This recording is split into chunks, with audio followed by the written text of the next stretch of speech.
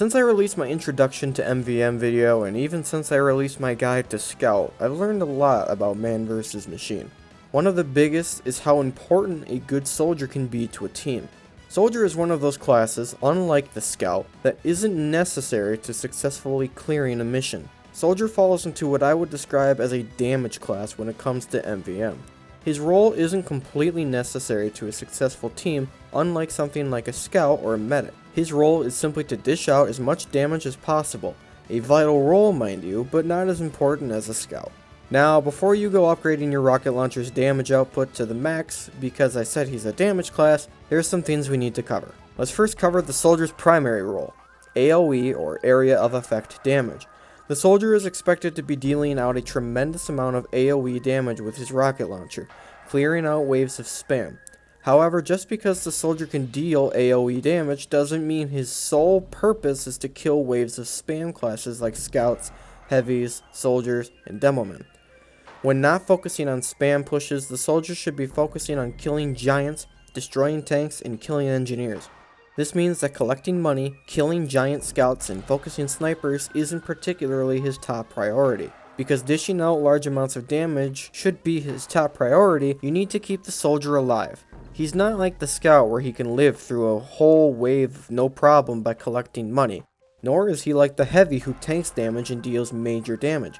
The soldier is going to be near the front lines, dishing out as much AoE damage as physically possible, which makes keeping him alive top priority. The soldier is going to be one of those classes that decimates large waves of spam that can cause his team issues. But because of his niche primary objective being spam eliminator, you might not see him on every wave. For example, if a wave consists of spamming scouts, soldiers, and demomen like crazy, the soldier should be used to quickly eliminate them. However, if a wave consists of a plethora of tanks and a ton of giants, another damage class like the pyro should be switched out for the soldier. That doesn't necessarily mean that the soldier should never be used in waves with giants and tanks. Waves with a number of tanks, the soldier can actually be more helpful than a heavy or an engineer for destroying tanks because of the tank's bullet resistance. So if there's a wave with 3 tanks, you could consider switching out the heavy or the engineer with a soldier or a pyro. Waves with giants can also benefit from having a soldier,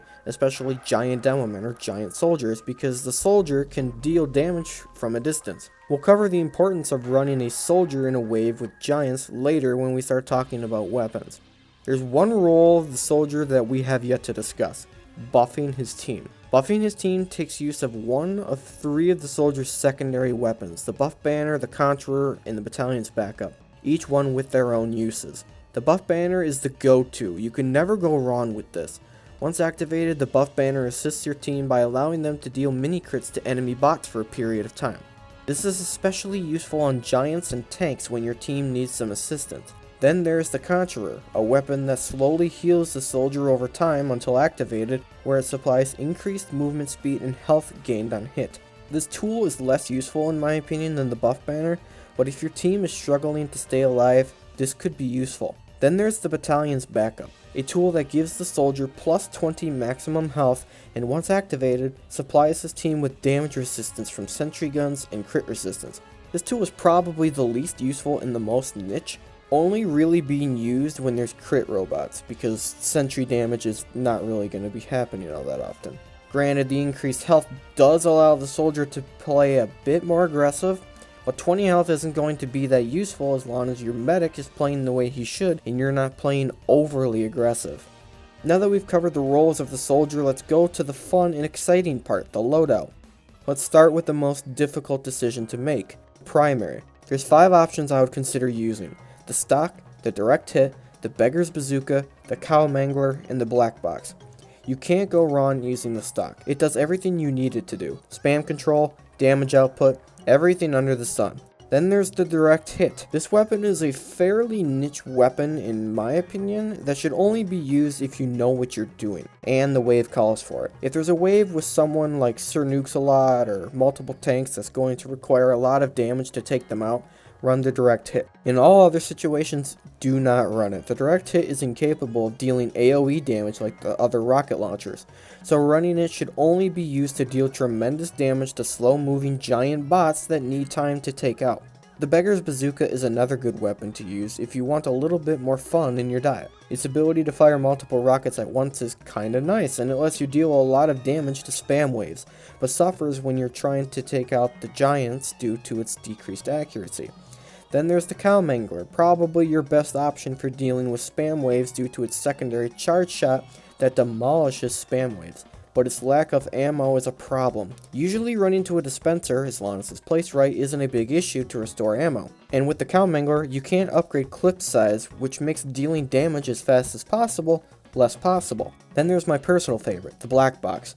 This weapon's only negative can be nullified by simply increasing the clip size, and you essentially have a rocket launcher that heals you.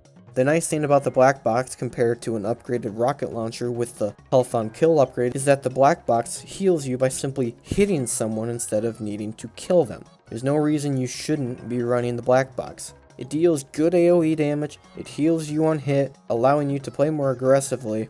It's perfect. I've seen some people use the Liberty Launcher because it allows them to rocket jump and take less damage, but realistically you're not going to be rocket jumping that often, and for its extra one rocket and decreased damage there's no reason to be using it. I've also seen some people use the Airstrike, which is kind of nice if you have a crit canteen in the base jumper, but there's no real reason to be using it. Next we have secondaries. I've covered the only three you should be using. Don't use the shotgun, don't use the gunboats, don't use the Righteous Bison, just run one of the three banners and you'll be fine. Personally, I'd say to almost always run the buff banner, because there's no reason not to. But running the Conjurer can be useful if your team is struggling to stay alive, and running the Battalion's backup is good to protect your team against crits. Your choice, I'll leave this one up to you.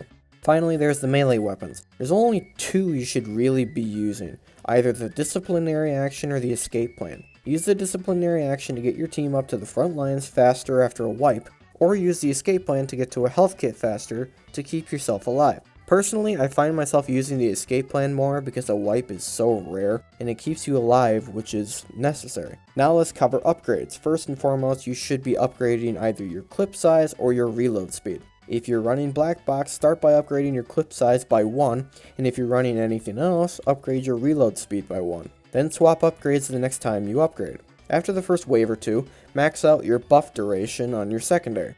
Most people upgrade this first, but from what I've found, you almost never have a reason to use your banner for the first wave because of how staggered the bot pushes are, and how little of a threat anything presents. After you've maxed that out, move on to your rocket launcher by either further upgrading your clip size and reload speed, or by upgrading your firing speed, damage, or ammo capacity, depending on how good your engineer is. Personally, I rarely find myself needing to upgrade my ammo capacity with a good engineer, so usually I go for getting my clip size, reload speed, or firing speed to half before upgrading my ammo capacity or damage. Something to buy from time to time is crit canteens. Use these when your team is struggling. Usually I'll only buy one and use it when there's something getting close to the drop off. Resistances or speed boosts should be the last thing you buy. They're nice to have, but as long as your medic is playing effectively and you're not playing too aggressively, you shouldn't be needing resistances. Well, that's the soldier in Man vs. Machine. I hope this video helped you out. This has been one of my most requested videos, so I hope it was worth the wait. I had to play a lot of games of MVM to truly understand how the soldier should be played. But one of the most important things that I've learned from playing soldier in MVM is that damage is your #1 priority. Focus tanks, focus giants, focus spam waves, and leave things like cash and giant scouts to the other classes. If you found this video helpful, please remember to like, comment, and subscribe. And if you want to receive updates on whenever I upload a video, remember to hit the bell icon next to the subscribe button. Last but not least, check the description for a link to my Discord. In the next video, we'll be covering the Pyro in MVM. But until then, you guys take care.